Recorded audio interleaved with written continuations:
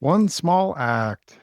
One small act? Isn't that too small, too trivial, not meaningful enough, not enough Why dopamine for bother? me?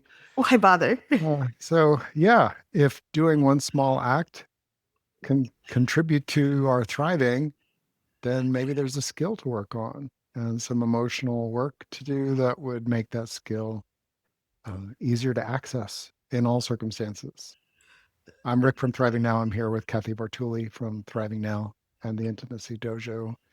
Weren't you also taught to do big projects, make a mark, make an impact? Why bother with the small little steps? Like, just must change the world to grab the axis and shift the world today.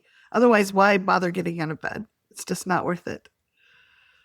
And I see you like with a big load of hay showing up, and it's like one small act is lifting one bale of hay, and But there's thousands of them. what are we gonna do? Um, yeah, and there's a different kind of ramp up, right? In the face of something that has to be done, where the survival of you and your family and your animals are needed. There's a boost of um, you know, uh, Well, we also have my dad going, come on, faster, faster. So there's lots of adrenaline going on. exactly. It wasn't very mindful and it wasn't easy on our nervous systems. And one of the cool things about emotional work for me is that you get to a place where that doesn't work unless it really is a survival circumstance. The push, the pressure, the like, actually the brakes come on. Why?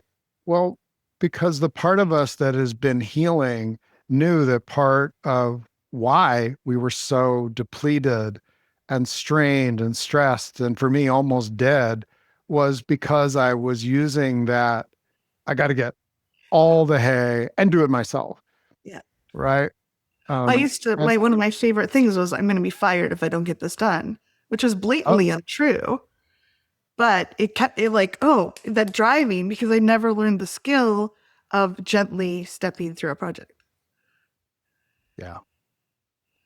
So, so there's this place, and we have talked many times about yes to yes to yes and baby steps and micro steps and nano steps. And why do we keep returning to this? Do you think why is this something that over the years that we've been coaching that we come back to it over and over and over again rather than just like, oh, this is it, we're done. We've been working together like 18 years, and I know we've been doing that the whole time. And I just want to introduce, because some people watch these videos on YouTube, they find us. I'm Kathy Bertulli from the intimacydojo.com and thrivingnow.com, and Rick Wilkes is the amazing initiator of all this from thrivingnow.com. And I work with a lot, we both work with emotional freedom, and the Intimacy Dojo about playing and practicing and learning how to be better at intimacy with ourselves, with our projects, with other people.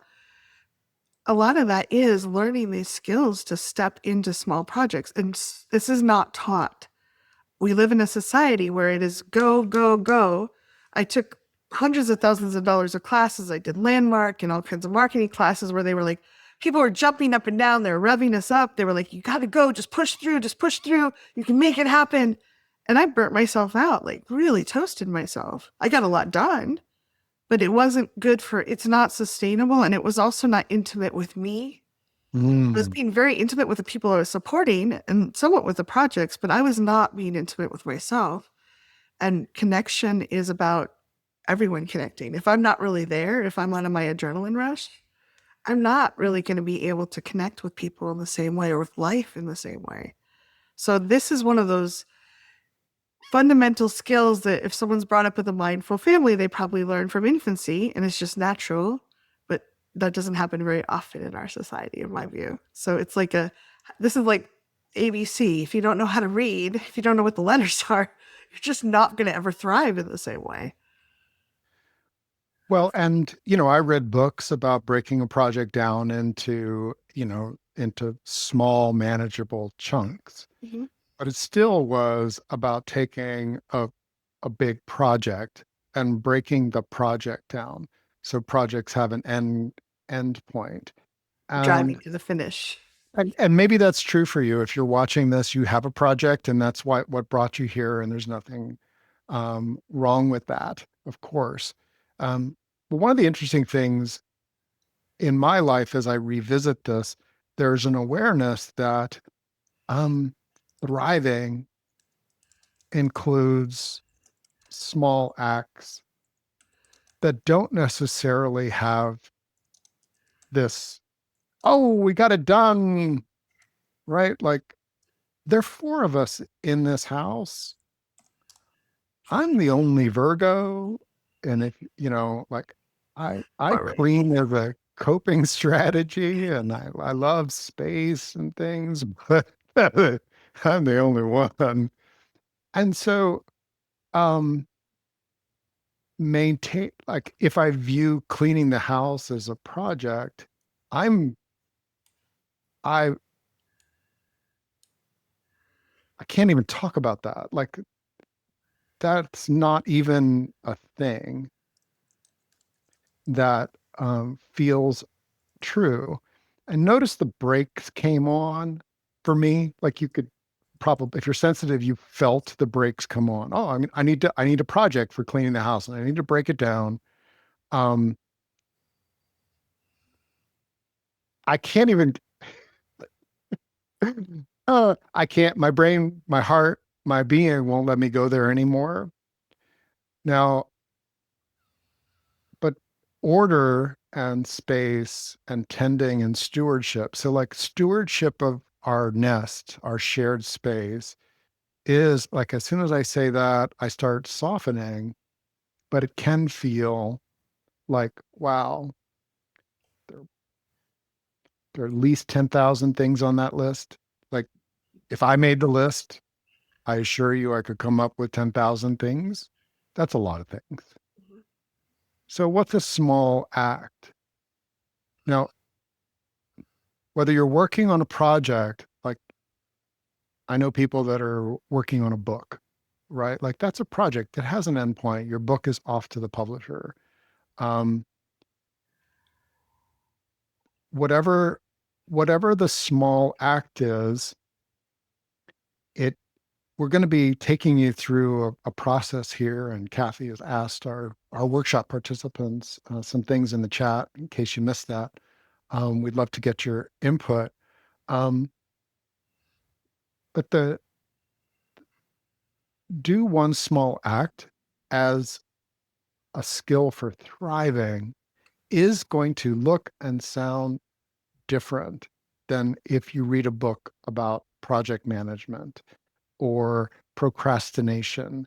As well, what you need to do is find a microstep, and you need to do that microstep and use some willpower to push you through the microstep. And that actually works.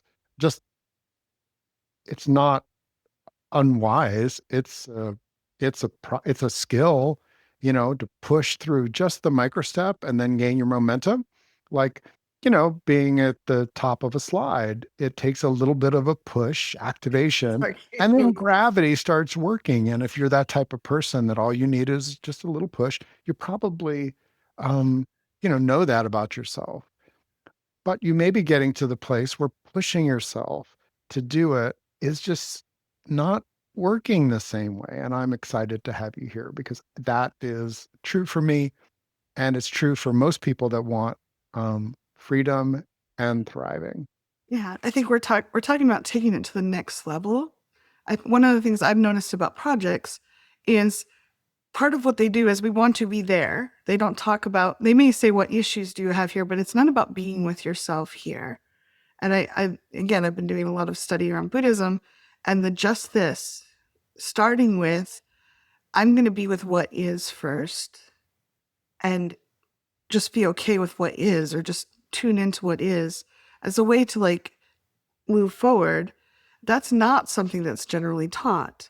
And I think that there's so much like we're going to be so dissatisfied and unhappy, we're going to thrust ourselves forward and get this thing done, and the project is to be not here.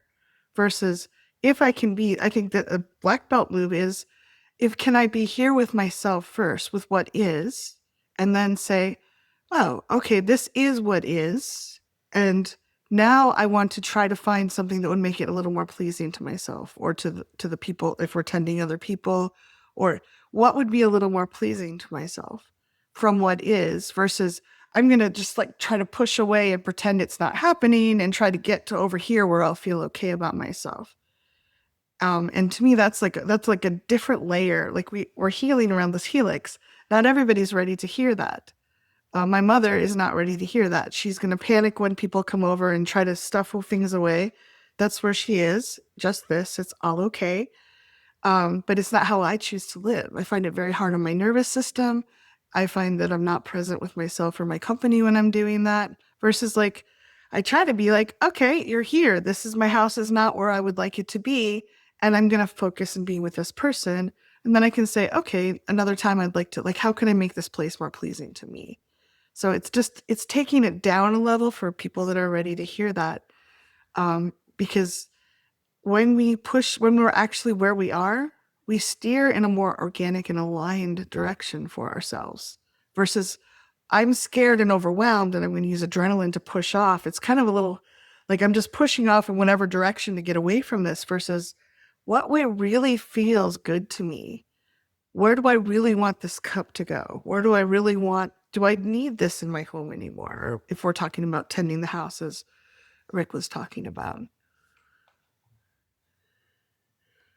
I love that there's someone shared in here. Sometimes I need a small act of moving a toe or imagining getting myself out of bed just to even help myself get out of bed or let alone even thinking about a project or a thing I need to do.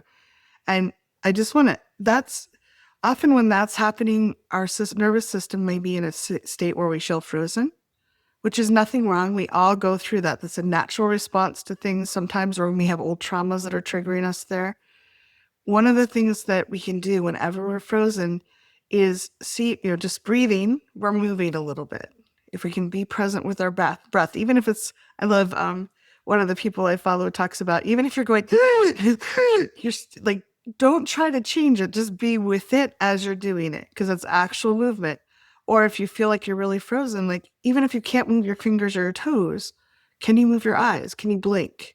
So that's an act of volition of choice. Breathing is not really volition. We can choose how to moderate it. We can choose to be present with it.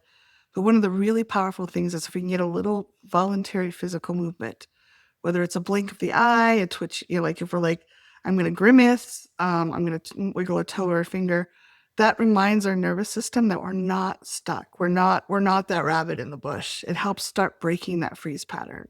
So it's really powerful when we can start, sometimes I've had moments where all I can do is be mindful of my breathing and let it be what it is. And that naturally will slow it down usually over time. But as soon as I can start, I'm going to blink because I choose to blink. I'm going to move this finger because I choose to move this finger. Okay, now my nervous system has a little bit of traction that I'm not actually in physical danger right now, and it can start moving along. So I think I love that question that they shared that because that's like the very baseline. If we can't even move, it's hard to do a task. I can imagine a lot of tasks, but like hyperventilating or something. But if I can just get a little voluntary movement in there, and I can choose to be with myself as I'm going through that, that's really powerful. In fact, thank you. Everyone is commenting. There's some things showing up, and one of those is this. Hey, I can be aware of a thought or a belief that comes up, but I stop there. Like someone says, sometimes I can't even get beyond a feeling of failure to get started. And another person shared that there are a lot of things that, my husband, before he had his stroke, would be the one to take care of. And my inner rebellion gets activated when needing to do the tasks. And I know it's because I'm tired and overwhelmed, but the inside itself doesn't help me move forward. What if there's, a- and Kathy, you shared a nano act, like the smallest tiny, I'm going to do something with my body that isn't trying to get started um, on the task. So like if you asked AI, outline this task, and you had it break it down into steps that are 20 seconds or less, right? Um, you could have a very long list, but the first one wouldn't be blinking intentionally. It wouldn't be um, stretching your jaw. It wouldn't be making a raspberry at life. Like, right? Like, I don't are putting your hands on your hips and going like, I Don't don't hit your foot. wanna. Yeah. But from an emotional freedom standpoint, a when we talk about do one small act, there's there are things like that that it doesn't get the dishes put away. It doesn't get this done. It doesn't have that. It's not the start of the conversation that we don't want to have. It isn't a yoga pose, but maybe it is. Maybe the raspberry at life becomes my first yoga pose is right. At massage school, our first um, body movement that we did was hissing at all four corners. Now that is actually a movement that some qigong and other types of practices have as part of their consciousness. Um, but it does fit in there. It fits in there between awareness and getting out of the freeze rebellion. I don't want to, but I'm pushing myself. Because if you really just don't want to, it'd be like, oh yeah, I'm not going to do that today. Well, I See think how matter of fact that is? I'm just not going to do that today. Yeah, no, I'd love to do no, some I'm not tapping doing on that that, today. right? Because I think that a lot of us are like, we're socially, like people are sharing, like, I found myself volunteering to do this extra thing, or I've been volunteered to do, or this has been put on my plate.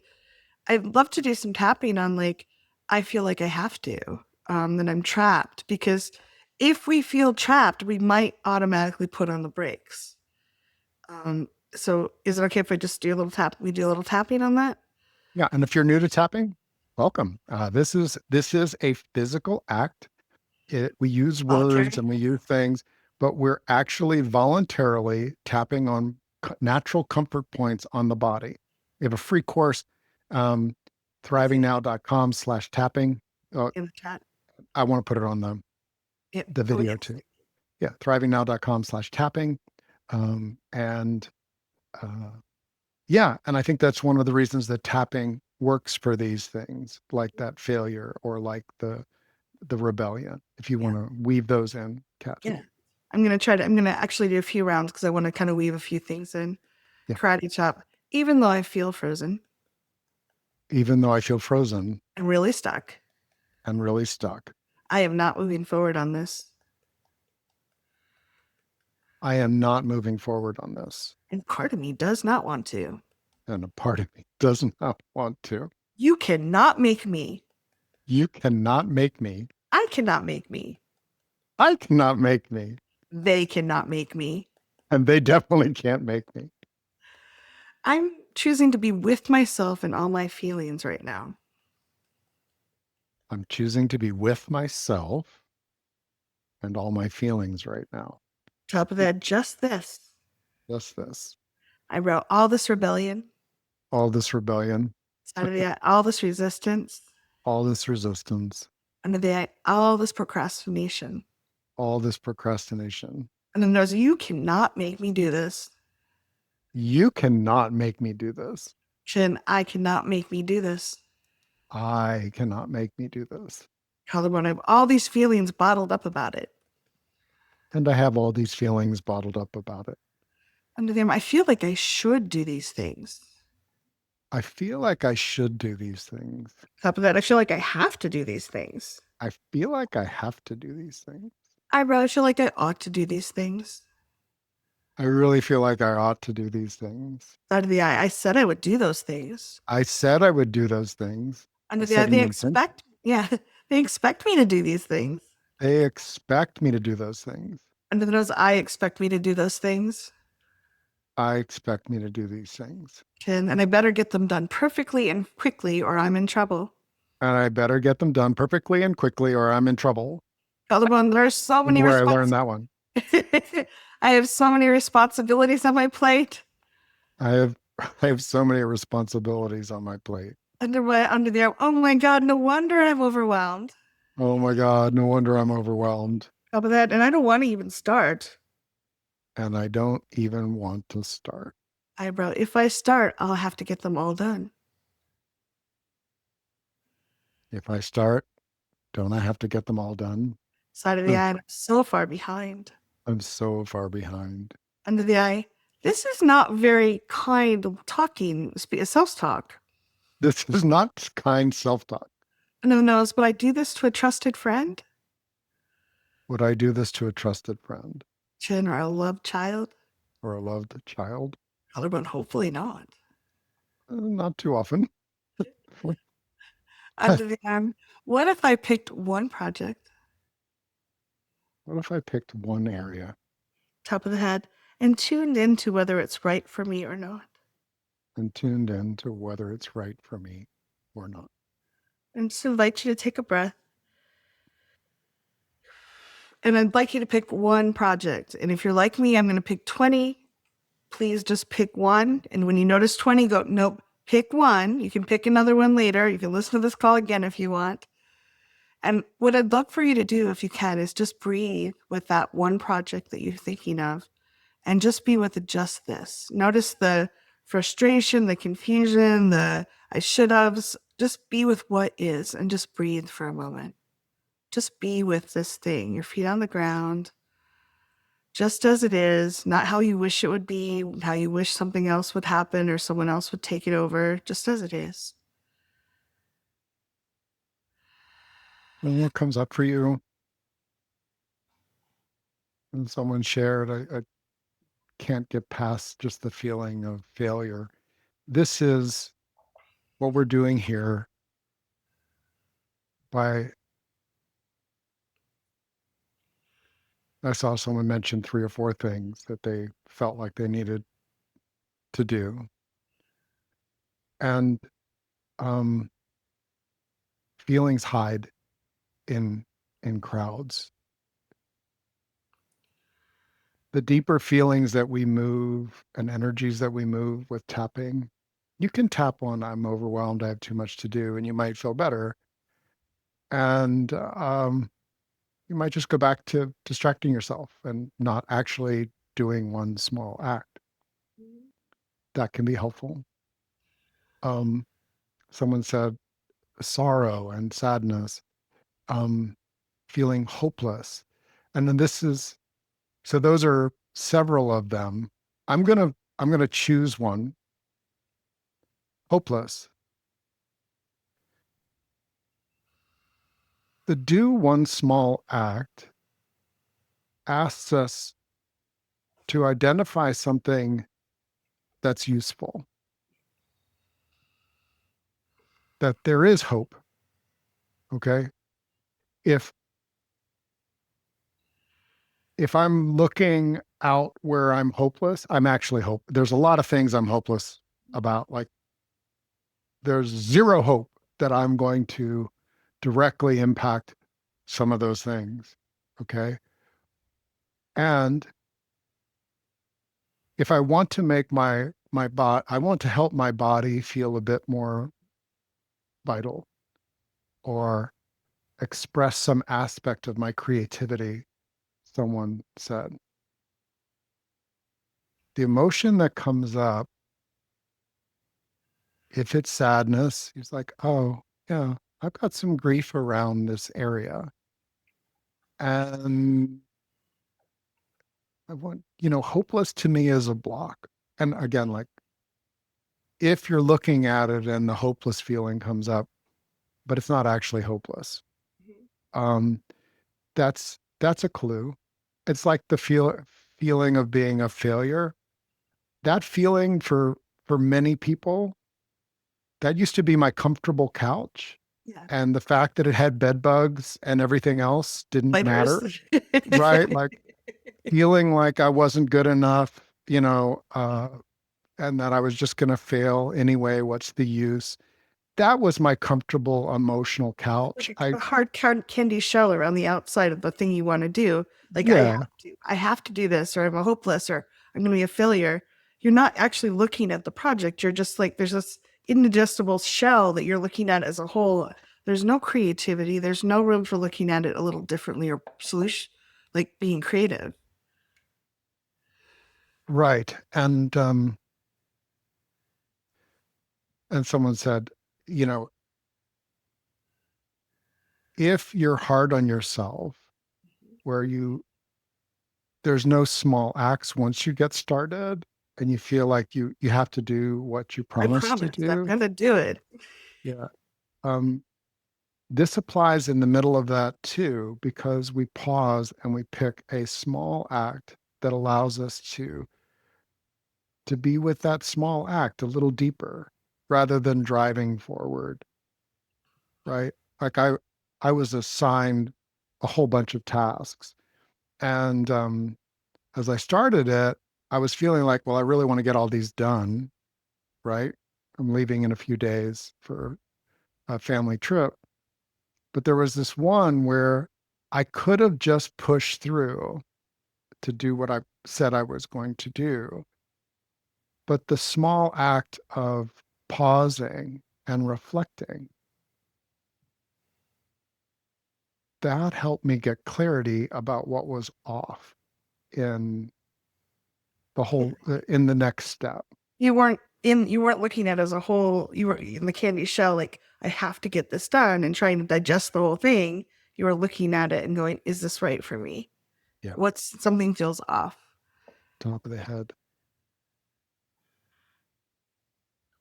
It's okay to feel what I feel. It's okay to feel what I feel. Eyebrow. And if I'm pressuring myself, And if I'm pressuring myself, side of the eye, I'll feel pressure feel pressure. under the Who would eye. have thought? A lot of pressure A lot of pressure, under the nose, not small pressure. not small pressure. Chin. And I know how to turn up the pressure. I do know how to turn up the pressure. I just demand that I do it. I just demand that I do it. I create repercussions I create repercussions under the arm and I inflict them on myself. and I inflict them on myself. You put a Well, whip. that's sort of a clue I'm not in small acts that matter. That's sort of a clue I'm not at small acts that matter. Uh, a small act shows a lot about where I am. A small act shows a lot about where I am And the things that habitually stop me. and the things that habitually stop me. Yeah, I just feel drawn. There's someone who shared a couple times that they promise they have to do it, and they have. It seems like they might have, and maybe it's just me projecting because I do this. I'm like, oh, there's a problem. Let me fix it for you. As opposed to, oh, that's your problem. Good luck with that. And that's something I've been studying recently too is differentiation. People that were brought up with families that their parents didn't know how to separate very well, it's very hard to see someone else's problem as their problem and let them have their own problem. It's our problem because that's how we were brought up. Mom's upset, my problem. Dad's angry, my problem. So we tend to carry that along. And the small act might be, you know what? I said I would do this, but I'm realizing I committed to something I didn't want to do. And that's hard for me. Like that's like it feels like I'm like wrenching myself, but baby steps. I practice on small things and I find that okay, you know, I said I'd do that. It felt really good in the moment thinking about it. It just doesn't work for me. Just letting you know that it's back on your plate, your problems. So just a thought that the small act doesn't mean that I'm driving towards a solution. It might be like, do I actually want to do this project? You look like you're in. What's your dropping in a little deeper here because we've been asked about this differentiation and tapping on that. What is what's your clue? I'm not really differentiating. And what's your pause process for helping you get clear about what's your small act that you want to do that would be good for you, that your Yeah. future self would thank you for. I'm glad to share, and I just want to be clear that I'm still in the process of integrating it for myself, because I always understood you can be like, you want to be balanced between being too close and too far away from people. Like you can be enmeshed with someone, or you can run away and be avoidant, or you can be somewhere in the middle, kind of a balance for yourself. That's different than differentiation. Differentiation is saying, I can care about you. I can want to be close or want to be far away, either way, but you're a different person than I am. You get to disagree with me. You get to agree with me. You get to be happy or sad about what you like. You get to have your own feelings. They're not mine or my responsibility. That doesn't mean I can go up and punch you in the nose and have it not be my problem. But most people, like, I can take on everything. You could have just walked in the door. I could have not seen you all day and you're upset, and therefore it's my problem to fix it. And that's like, oh, wait, maybe I can offer because I choose to, but my go-to is to take a breath and say, did I actually cause this? So for a long time, I thought if there was a tsunami in Hawaii, it was my fault. And I've gradually gotten better and better. And like, okay, tsunamis are probably not I probably didn't cause them, most likely. And if someone just walking through the door, maybe I didn't cause their upset or what they're feeling. I can breathe first and say, I am me. I am feeling what I feel. That person is feeling what they feel. I get to choose whether I want to support them or not. And they're still responsible for their feelings. Now, little kids a little different. Our job is like caregivers just to be there for them, but they're still having their feelings. And it doesn't mean that I'm a bad person if Adira is upset because I cut her sandwich the wrong way, or I gave her the wrong colored grapes. Like, oh, I'm so sorry you're upset. I can be here with you, but I don't have to. It's not my responsibility to change that. So to me, it was like, it's still something I work on really hard, but it's been really powerful. Like if Rick and I disagree about something, it used to be like the world is falling, because like Rick and I, we're very similar people and we have very similar beliefs. And anytime something was not flowing smoothly, I felt like I failed as a person. And realizing, oh, we can disagree and we can still love each other and we can still be okay. It's like, what? This is not something I was ever taught before. I was never taught that. Yeah. I was never taught that. You want to tap? Yeah, so did the eye. No one ever taught me this. No one ever taught me this. Under the eye, I thought I was responsible for their feelings. I thought I was responsible for their feelings. Under the nose, can I feel good if you're sad? Can I feel good if you're sad? And that's not what they taught me. That is not what they taught me. Collarbone, I have to make you happy before I can feel happy. To make you happy in order to be happy. There, we have to agree on everything before I can relax. Yeah, we have to agree on everything and there be no problems. Oh, I'm starting to feel hopeless. Top of the what if That's a clue. What if their feelings are just their feelings?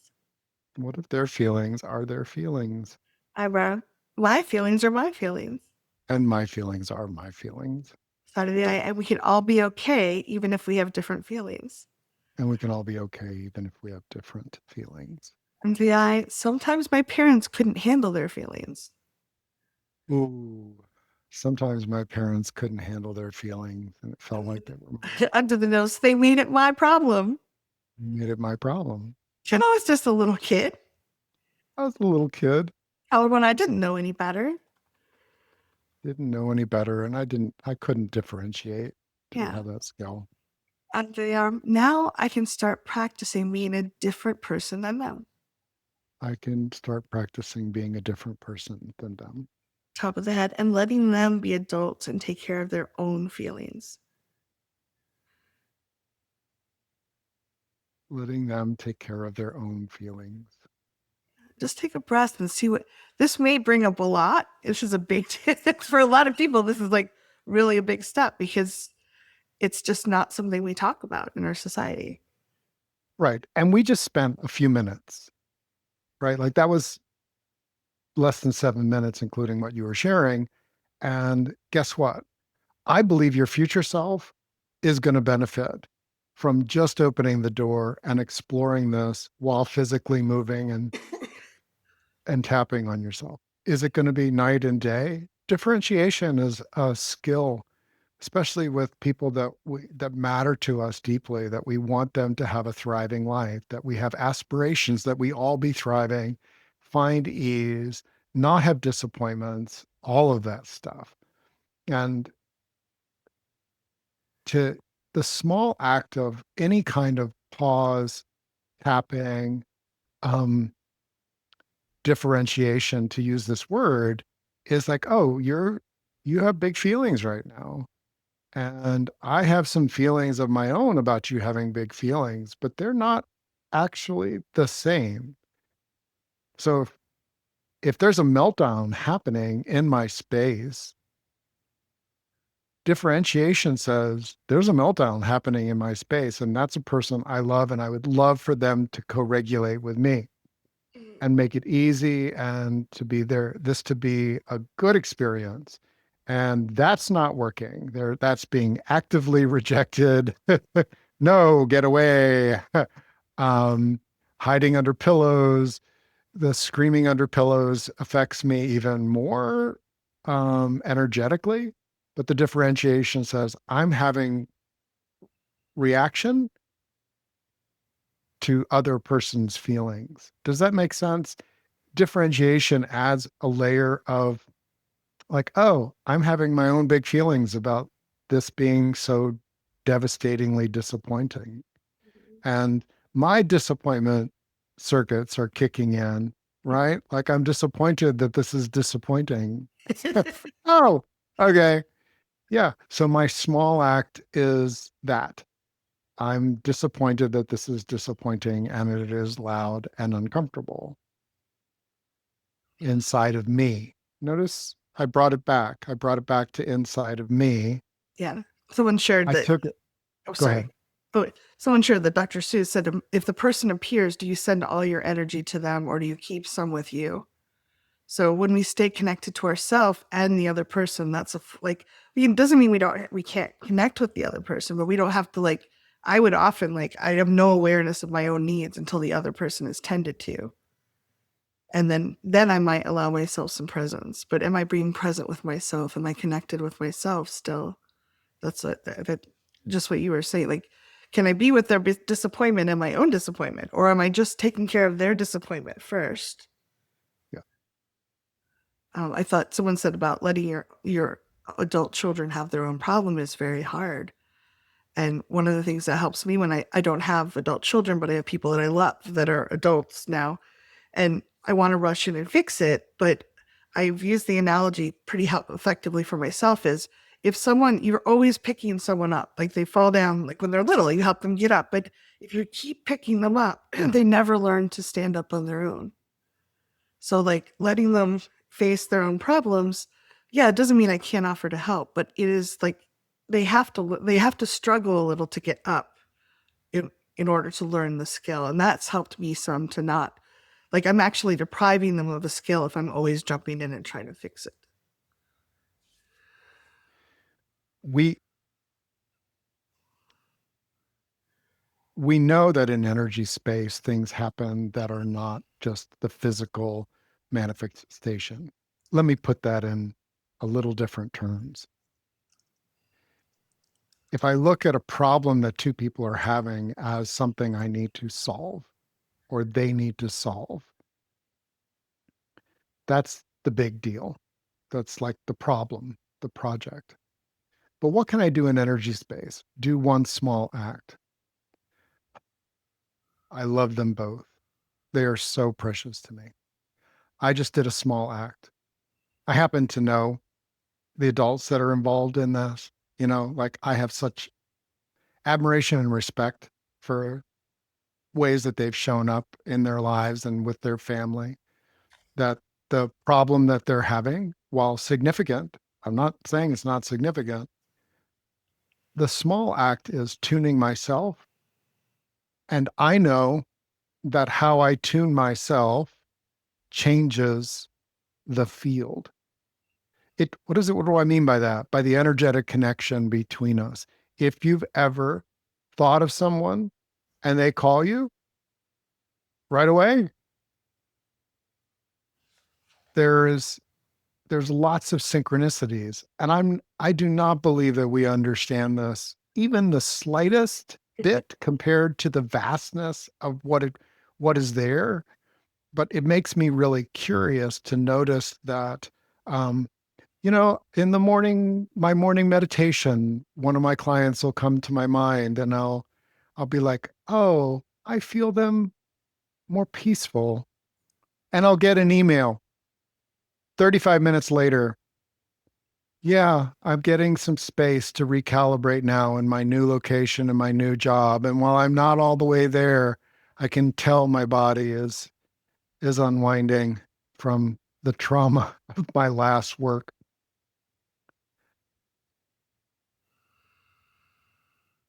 Do one small act if we include just tuning ourselves in a way that feels authentic to your heart. Um, there have been times when, to use something that's very obvious, like a kitchen, right? Like I do a lot of dishes. We we I work from home. There are four of us, two kids. It's not like when I was growing up where we ran the dishwasher after every meal because there were 10 of us, eight kids, two adults. Um, that's in addition to a lot of hand washing. There are times when the do one small act looks like,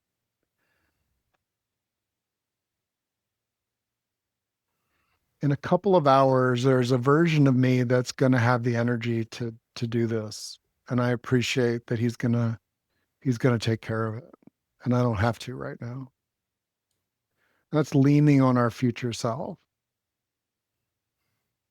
Um, Earlier today, I was about to head to the kitchen, and I saw that my coffee mug was sitting next to my computer, and I grabbed it and I took it. And as I was walking along, a dish um, um, was there on the table, and I took that in. I did not clean them. I did not wash them. I just put them on the counter.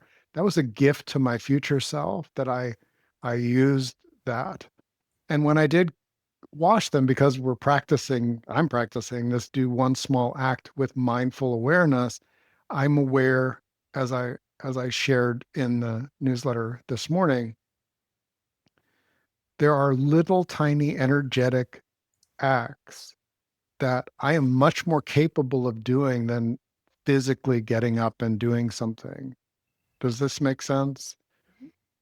Um, and there's a reconditioning that I'm doing inside of myself of, oh, why I used to have a huge why bother, right? That's the hopeless, like why that was my version of hopeless, was why bother. And over the last 20 years of tapping, when it comes up, it changes form a bit. And now there's more of a yearning, like, but I really want the dishes. There's kind of a whiny yearning, like, but I really want someone else to do the dishes, or I really want to have already done the dishes. And the small act can be, I really wish they were already done. I really wish they were already done. I really wish they were already done. I really wish they were already done. The truth is, I wish they were already done. The truth is, I wish they were already done. And they're not. And they're not. And I wish that they were already done. And I wish they were already done. I Oh, wish someone else would do that. yeah. Now that changes it a little bit sometimes, but that's a small act. How is that different than just, you know, how I might like be in the why bother? I've acknowledged a feeling that was building up what? Pressure, building up stress. If I do that, if I tend to that future self of mine that doesn't want to do the dishes, angry, stressed, resentful, which I can do. Virgos can do that. and most humans can. We can do things stressed, overwhelmed, and resentful, and angry, and disgusted with ourselves, and like, but the gift to ourselves of like, yeah, I wish it was done. And I know it'll get done. I know me, it'll get done It'll at get the done. right time. It'll get done. At the right time, it'll get done. Yeah. What have I done? I've projected some respect for the me that's going to show up and do the dishes. Which And that's seems much collect. easier than our nervous system. It's not driving. It's like, okay, I am where I am, acknowledging the discomfort and like trusting ourselves. Like maybe this is not quite the right moment. I don't have to like flagellate myself until I get it done on adrenaline and feel exhausted and worn out afterwards. Here's a little, here's a profound trick, savvy. When you project something like that for your future self, like respect or trust, acknowledgement of their reliability in, or that it matters to them. And there's maybe not the time and energy right now, but it matters to you that it matters. There's, you can collect that energy later. It's in an energy depository. A You can kindness and an connect encouragement. the loop. It's like a love letter written.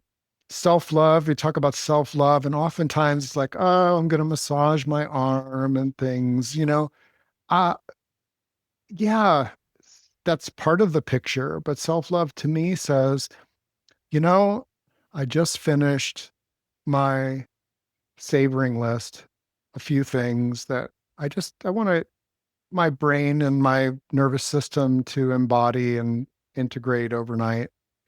um And as I go to the kitchen, I make sure the dishwasher's on, and I'm about to turn off the light, and we only have one of the pitchers of water that's filled. And I know that Rick's going to wake up early before the rest of the family. And if I fill the water and then fill the tank, I'm gifting, hey, buddy, good morning. I'm gifting that to me. Now, if I'm mindless and uncaring about my past self who brushed my teeth and wiped my butt and filled the water tank, if I really don't care about him at all, I'm not collecting any of that. And it starts petering out. The bank account goes negative. With some But, appreciation. Oh my goodness, this was done last night. I love it. uh-huh, yeah. Oh, these clean underwear. I remember the me that did that. Oh, my electricity is still on. Thank you, me that set I up an paid the autopay for my bills. yeah. Ah, ah. So this is as this is energetically and emotionally savvy that I was never taught. You were you were supposed to appreciate other people, Uh-huh. And beat and that yourself. kind of external reference a is useful for surviving, right? Respect and appreciation of others and getting it for yourself, like doing whatever morph job you need to do to make sure that other people appreciate you and value you. Okay, that feels very primal, like it lives right here. My heart sort of feels like whatever we have to do, like that's the, you know, okay, anything.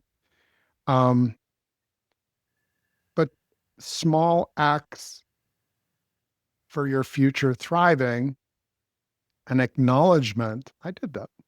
Doesn't have to be a big deal. You don't have to like, there can be like, I knew myself.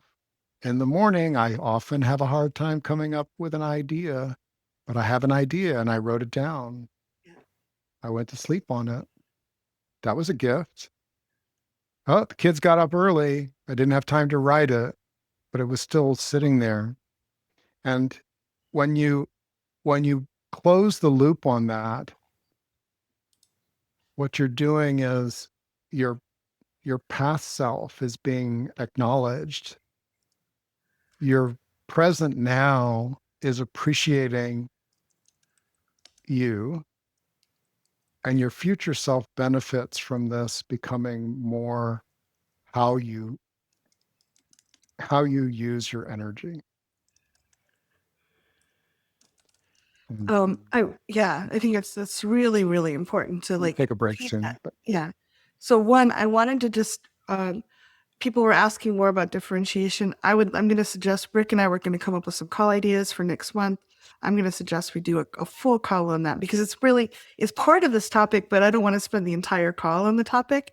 But I think we could easily spend several calls on this topic. So just I didn't want people to think we were ignoring you, but I think if we can, if you can just hold on for a couple weeks, or 3 weeks when Rick gets back, we'll if he agrees, we'll do some stuff on that because I think it's really important and we can explore it together. And I think we all learn as we do that. Two, as we go into our break, I would love you to pick one project and think about one small act. And I'd like you to be with it. Try not to be with a hard cookie shell, candy cookie shell. I have to do this. I promise to do this. Just be with the actual, like, think of the act that you would like to take and just be with your emotions and thoughts around it. Break it down so you can see when we're actually where we are, we might find a whole new way to get something done. We might find out we never wanted to do it, or we find out some like, oh, I never thought of doing it that way. So over the break, we'd love you to kind of just take the whatever one project and recognize if your brain is trying to pick 30 of them, it's a way to obfuscate. It's a way to hide from what's actually going on. You can pick another one later. Just pick one right now and then just kind of be with your feelings about it and try on like one small act that you could do around it. But you're not going to actually do it over the break. You're just going to feel into it and notice, like, am I trying to put that hard candy shell on it? Or what do I actually feel? And try to give yourself a little space to feel those feelings so that you can get some clarity on the other side so we can do some more work and then we'll have juicy things to tap on when you come back. okay. We're going to take a break for 7 minutes. See you then. Do it again. Welcome back.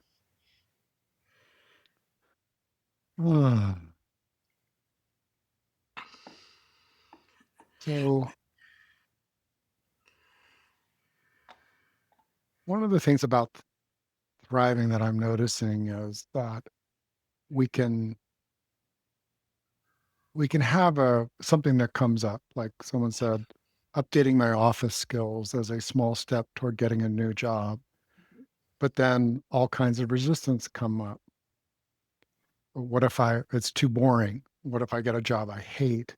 Um, yeah, that usually to me as a coach says, updating office skills feels really broad and Mm-hmm. kind of boring. Like there's not much It's very there. There. very other focused, trying to guess what they might want me to do versus what engages me. What do I? Yeah. Yeah. And for thriving, figuring out what's the yearning, like if I were to do work that matters, that I do get paid for as well, what's a what are some of the tools that are a part of that?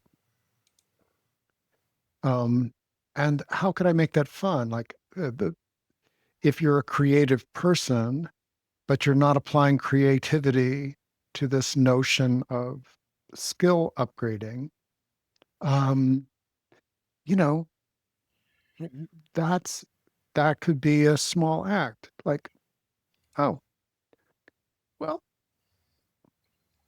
what if I asked 3 people, what's one thing that you really enjoy doing at work? Like if they took it away from you, you'd not be happy, right? Um, that's creative. It's connecting. You could ask your yoga instructor. You could ask somebody on the internet. You could ask someone else in the community. Or just noticing when I love to organize and I can it's such a geeky thing to confess, but I can get lost in Excel files entering data, like hours pass and I'm like, what happened? Well, maybe that's like something I like doing. It's like something that my system enjoys, like leaning into, like, if you love organizing or like find the things like that. And one of the things I've loved, Rick has taught me so much about, like, and we've shared about AI. I will sometimes go to ChatGPT and I'll just start talking. I'll put my voice on. I'm like, well, I kind of like to do this, but I don't like to do this. It's real. Its whole system is looking for patterns. So I'll just talk to it for a while and you're like, see, what do you notice? What suggestions do you have? And I hit go. And it's like, sometimes it's not useful. And sometimes even just the not useful is good. But most of the time it's like, oh, I didn't know that. And then you can ask it to do like, what would be the best next step for me on that? And it can come up with some ideas. So I don't have to generate and don't feel like I'm forgetting something or missing something. Mm-hmm. And so I also want to, someone shared this process goes deeper and deeper. The more I look, the more I find. I'm feeling a little nervous that I will just get lost in the feelings. If you can take breaks. You don't have to do this continuously, but I really do. The more I do this, the more I think it's a lifelong journey. We're here to discover ourselves and others and interact with each other. We're not going to be done. I used to think I would tap enough and I'd be done and I'd be all together. Like, haha, surprise. I don't think that happens. It gets easier. Our system gets more attuned to it, but we're just always going deeper. We're always finding, like, if we choose to, there's more to discover and more to find, and there'll be new feelings and new experiences, and that's just life. But if we start feeling lost, come back now to the breath. Come back now to your feet on the ground. Take breaks from processing. Like when I first found tapping, it was even just before I found Rick. I was tapping so much. I had found Gary Craig's EFT DVD. I was listening to them. I was tapping like 6-7 hours a day, and I had sore spots and little bruises from all the tapping. Maybe that was a little too intense. Hey, I did suggest that you pace yourself a little bit. I think in that very first session. Yeah.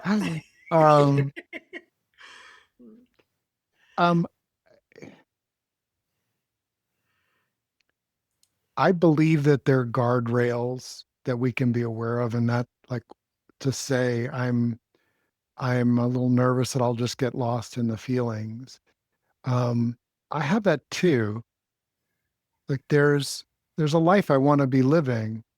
I want to move chi. I want to move my energy. I know that that's I know at this point that the skill of being able to recognize, oh, there's this feeling coming up, and I can be with that feeling. I don't need to flinch off of it reflexively, maybe like I used to. And it's okay to flinch off of certain feelings that you just don't like. No, that one's too much. This is where I think this whole idea of emotional freedom and do a small act as a skill. It's like, you know, I'm feeling this.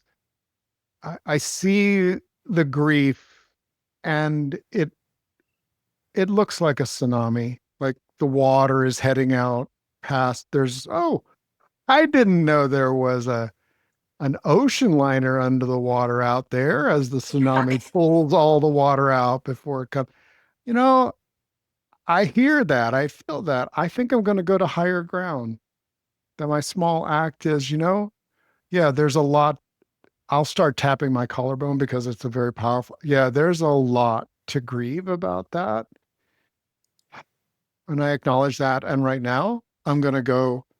I'm going to go for a walk. I think of that as tempering myself. They temper steel, they heat it up, pound it, cool it off. They repeat that cycle. We're tempering our own emotional system. Yeah. You don't have to just stay in the fire because then we melt and we don't get the resilience that we need. It's okay to dip ourselves in, do a little bit of tapping, quote unquote pounding, processing, come out, let ourselves cool off. The process of stepping in and out is so powerful. It teaches our system to step in and out. It teaches us, okay, I'm feeling overwhelmed. I can step in, process, step out, self-care, do my life. Because life, like the day-to-day stuff matters too, not just processing. As much as some of us, like, fingers pointed back at me, like, just process it all out now. I think when I remember I'm tempering myself, it gives my Capricorn brain likes to always be doing stuff. And it's like, oh, I'm doing something. I'm tempering myself. I'm in and out. if that helps, that analogy helps you. I want to be well tempered, flexible and resilient, and very sharp and powerful and strong. Um, yeah. That I think is a real key point about the small act, because I believe that there are things that really do matter to us. And we can get into a place where, okay, I'm doing it, and I'm still noticing that um, there's a resistance there, or um, I haven't quite gotten the activation energy that I want. And one of the small acts is noticing that, and then figuring out what's an even smaller thing. So for example, I've started um, writing stories for Thriving, and there is still a, okay, if how do I get the story completed? Do you know what I mean? But this is an ongoing thing. I could do this for decades. And so when I look at the small act, it can be, oh, I would love to do a story, or a story about that. That might be interesting. That's a small act. If I speak it aloud, that is an act of creation. If I type it down somewhere, that's an act of creation. It's in the ecosystem of Stories for Thriving. There is one act, which is a pretty big one, where I have it, it's rising in me, and I want to start the recorder. And sometimes right there, I'm still feeling this, ah, and if I tap there, like, ah, this feeling in my, yeah, I really want to do this. Yeah, I really want to do this. And there's a, and you notice, as I felt the feeling and I tapped on it, my reaction sometimes will be to yawn, other times will be to laugh. And I'm not laughing it off like it doesn't matter. There's just a rising relief. Like, oh,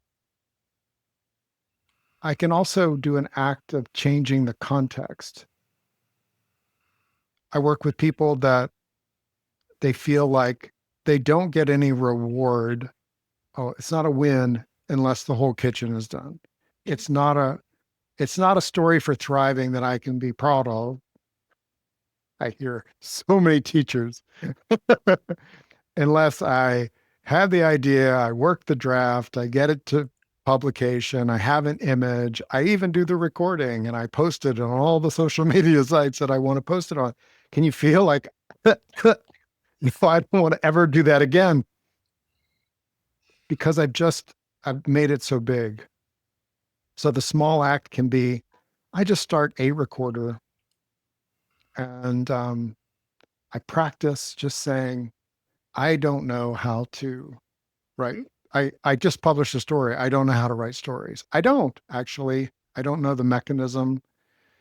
But by starting the recorder, 10 minutes later, the story was there. Now, I did not just go to the next step. If you allow yourself graceful pauses and even exits, so people want to be more creative and often think like, well, if I start the painting, I've got to finish it. And they might have, they're constipated with art that is incomplete. And in that, the small act can be, yeah, this is incompletely complete. I'm not returning to this. And redo it, recycle it, do something with it. Like, that's a small act. What does it do? It tells you in your energy, oh, the act of creativity is in the now. It doesn't have to lead to something. I've recorded, um, If it started as a story and it really is just for me, I call it a note. Guess what? I started it as a story. Now it's a note. And yeah, I recorded a note for myself. I don't have to do anything else with it. I have a nice little path with AI. I call it a wisdom extractor. I can take that note, Beautiful. AI generates the transcript, and I read what's there for me. Oh, okay. Is that complete? Yeah. Have I ever posted something from it? Yeah. But there's no requirement. This is like Kathy said, if there's the big emotional feelings, and that's again where I feel like I need to address everything that happened in my childhood. Um, there are times for intense surgery or treatment, and those made a huge difference for me. I honor those. And when you get to a place where, you know, actually, I'm in a good and sufficient place for thriving, then the past step that comes up will be like, oh, let's just tap on that as our small act. You know, my mother would hate this. My mother would hate this. My father would not grok this at all. And he showed me that in 1,000 trillion ways. He would not at all be proud of his son if he was still operating from that mindset. Good thing he's dead. He sees things differently now. Yay. Thanks, Dad. Um, I'm done. I'm done with that wave. It wasn't a tsunami. It was a wave of, yeah, I don't come from an emotionally savvy father. And I love that you called it a wave though, because like if I'm out in the ocean and I'm dealing with all the waves that will ever hit me, oh my God, I feel like someone was sharing about feeling all the day-to-day stuff, like taking care of the home or whatever. If I think about I have to brush my teeth twice a day for the rest of my life, I don't want to brush my teeth ever again. I just want to have them removed so I don't have to worry about it. Versus like you're like, this is just too much. Oh my God, I have to buy how much toothpaste and how many like we can get so far in the future that it's like, oh wait, but if I can mindfully brush my teeth this morning or today and this evening, I can be with the brushing of the teeth and the tending to my body. Um, so like the wave, like Rick said, we deal with each wave as it comes, and when we start thinking about every wave, our brain overwhelms because it doesn't know, is there tsunami coming or is it going to be low tide? And it doesn't know how to deal with all these unknowns that we have no way of knowing. We can guess. I could buy toothpaste, and a cupboard full of toothpaste and toothbrushes for the rest of my life, and I can get hit by a car tomorrow, or they could find some miracle new toothpaste that like you brush once and now your teeth are good for the rest of your life. Like we don't know what's coming down the road. So if you notice yourself trying to project too far in the future, realize your survival brain is trying to feel safe. And if you can bring it back to right now, I am actually safe. I don't have to solve this forever. I can take this breath. I don't have to worry about the rest of the breaths for this hour or this year, or like, because then I start getting really anxious. Like, oh, how about this breath right now? Can I be mindful to it with it? And it's another form of tempering. Can I come back to myself? Can I come back to right now? And I love the analogy, Rick, about the wave. Like these emotions right now, I don't have to deal with the emotions that are going to come later. They may seem overwhelming to me. If I look at now, some of the things I'm dealing with now, like I'm processing old stuff sometimes, and it's like, oh my God, if I tried to imagine processing it 10 years ago, I would have crawled in a corner and never come out. I'm much stronger now. I have better skills. I have great support. So like we when we go too far in the future, we can't, our brain just can't understand what we're doing, and it freezes. So if you're noticing, just come back to hearing now. And then go ahead. and someone shared, yes, just take one thing at a time. Yeah. Like that's a layer of wisdom, which opens up our energy field. Like, no, I'm with this thing. And I'm going to feel very narrowly around this one thing. Um, and the the aspect of it, which is do one small act, is that there is a point that there is the end of the act.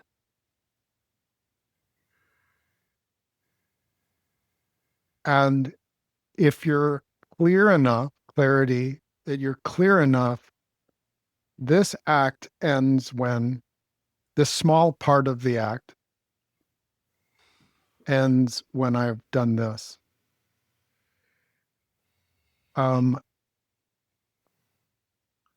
To me, there's an opportunity for it to get out of the primitive brain, which tends to, like Kathy's worked herself up about brushing her teeth. Like, to me, that was a primitive brain response. I I recognize feel that. I'm my like, oh my capacity to do that. Um, but the one small act is, yeah, I'm just going to ask, yeah, I don't know anything about AI, but I'm just going to ask it this question. That's all I'm going to do. And just see what comes back. And then the act is over. If my next act is that I'm going to ask a follow-up question, that's a different act. But the small act is, oh, there's this new tool. Rick and Kathy are pretty using it, right? Like, I didn't even know I could do that already. But what I'm going to do is just ask it one question that I'm curious about, seeing what it says. Can I share my example with the files? The file? Sure. So I have backup disks that I've made over the years that have different things on them. Some are super organized, some are old, some of them duplicates. And they've just sat here for like, I have a little box of them.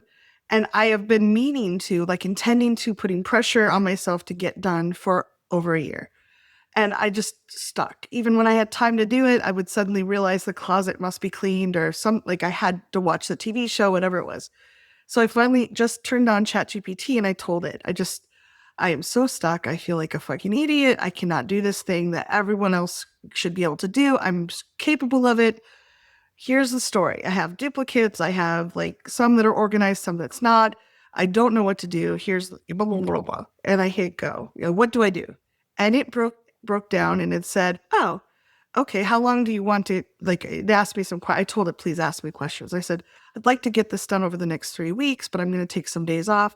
It says, great. And now it gave me a full project plan. I didn't necessarily need that, but it said, first thing first, label each drive with a name. I'm like, oh my God, that would be so easier, because I'm like searching for each one.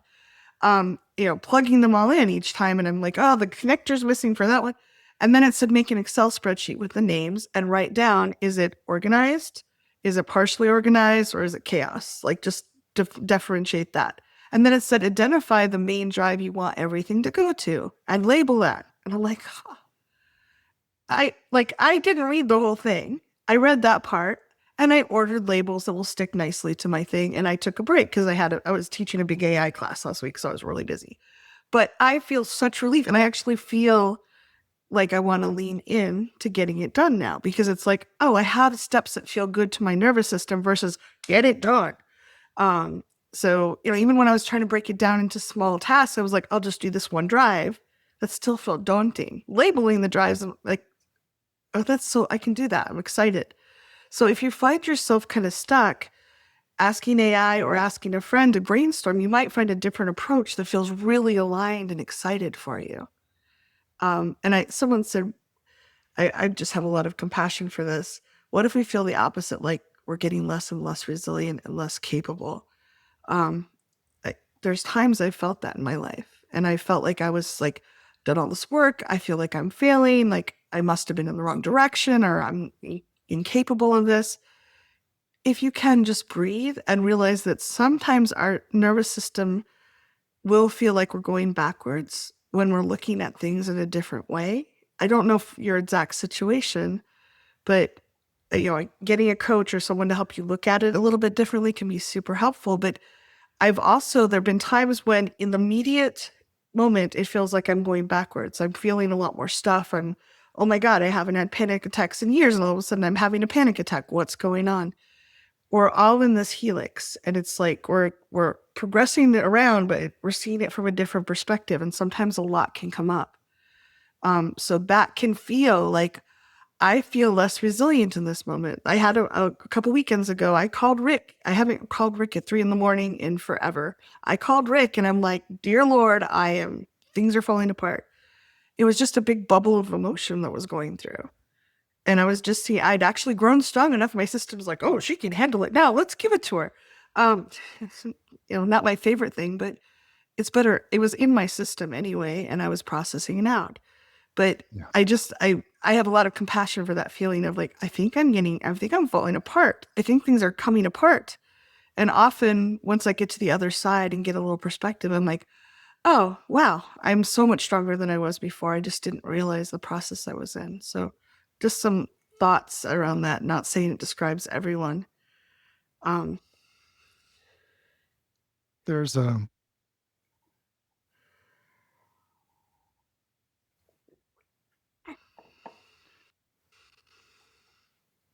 the resilience to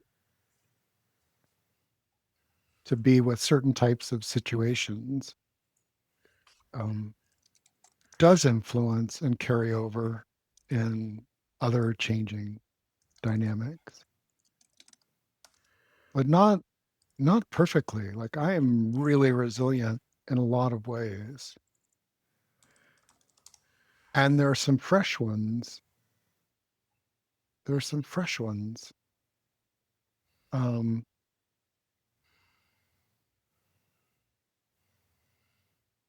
and the small acts.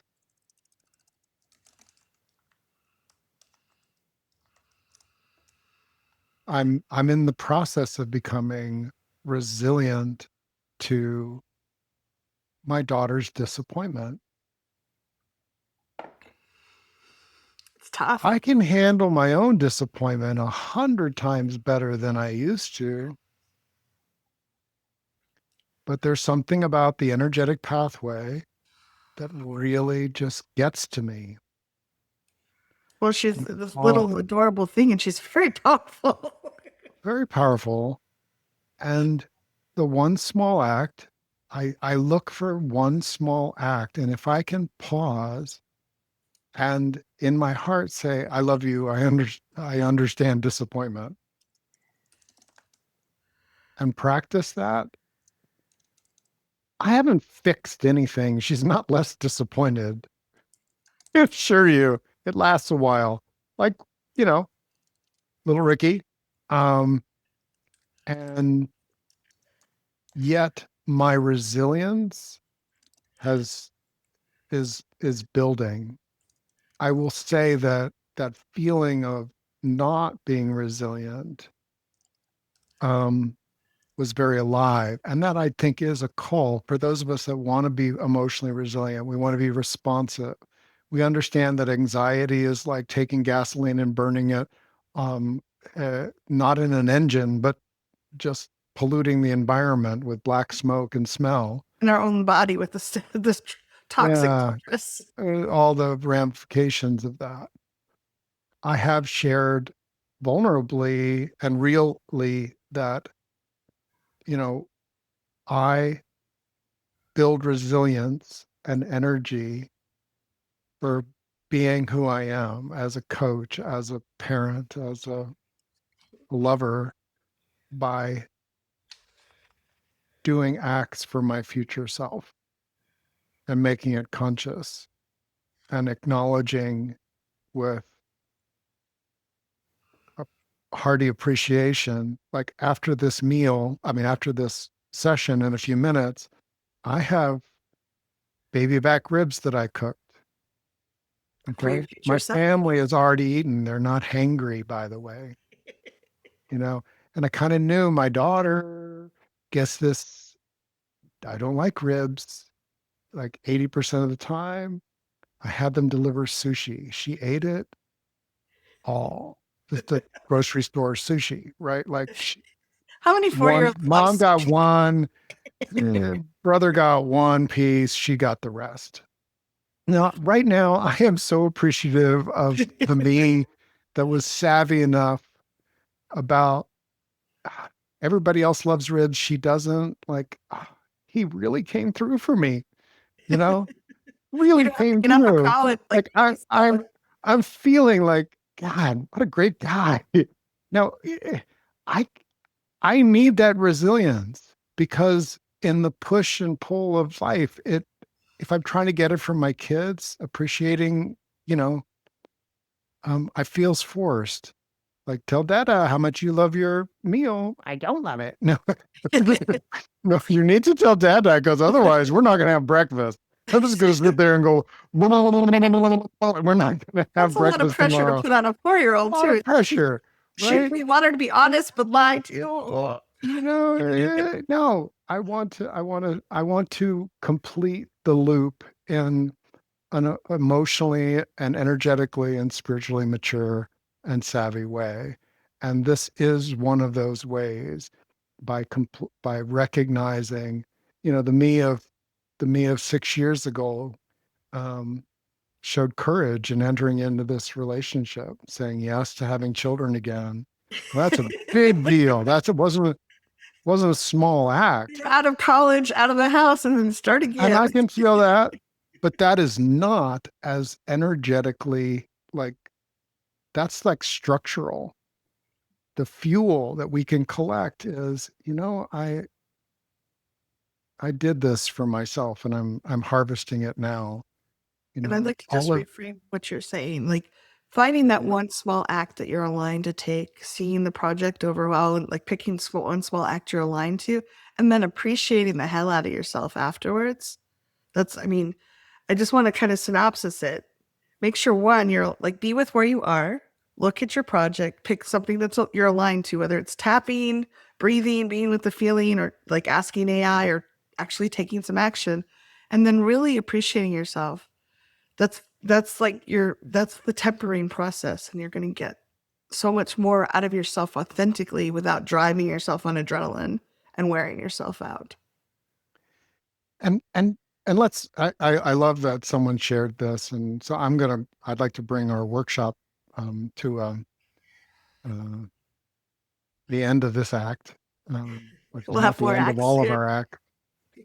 One of the people said that they wanted to, you know, develop those office skills and the office, and and they suggested, I have an idea to write a little story notebook and call it "Me and the Purple Dragon Get a New Job." That's She used her name, but I'm just so tickled by that because that is a done act.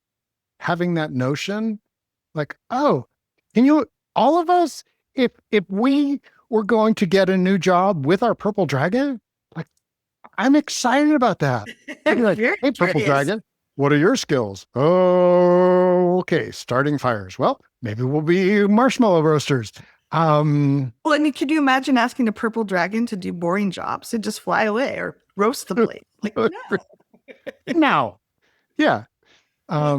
So like see how just one person in this whole workshop who started with boring skills, office skills, I don't want to, and leads us, me at least, to, oh, the purple and dragon and I get a new job. I'm probably going to use that somewhere. I Love hope it. if it comes out as a book or something that I can share, I will point people to it. Um, and that's what we get to do with each other and for each other, is we get to share the wisdom of this the Journey. savviness, these real skills. So Yeah. thank you, Kathy. Appreciate you. Wonderful. Wonderful. I grabbed some ideas too. Other people suggested call ideas. I've grabbed them out. You Yeah. all are awesome. Thank you so much for exploring these really deep thoughts with us and making your world and everybody's world better. You're amazing. Mhm. Thanks so much, Rick.